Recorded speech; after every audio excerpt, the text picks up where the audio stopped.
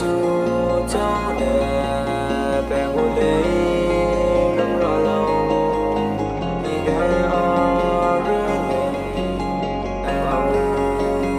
rửa lệ nắng chú cháu nè bé hồ lê rong rõ lâu đi ghé ở rửa lệ em vào rửa lệ hồ lê xuống gió bom mù đi về bên nước lệ nắng vào rừng lệ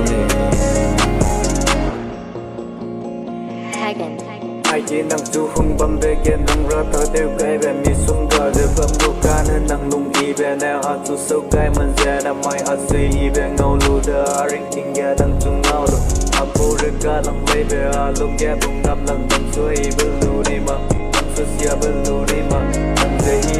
lang be lay nang ga ge na lung bu nang da ge na tai ku suy be ge na jisya be ge na nang bo ju lo akilam go te ko pe tin chang dài we be je ngồi lia go Zulu wakilam motego Teting sangza Ipeje moyago Naike alai pohode kailo Nangba Zulu lingo sije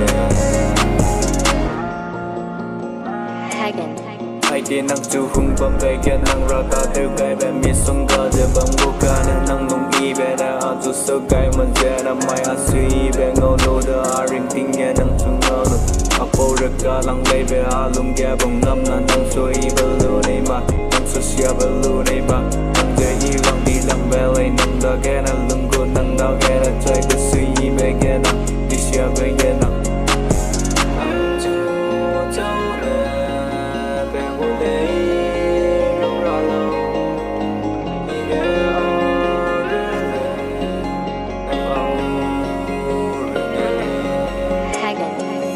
chú cháu nè về hồ lê đông rõ lâu đi để ở rừng lệ nắng vào rừng lệ hồ lê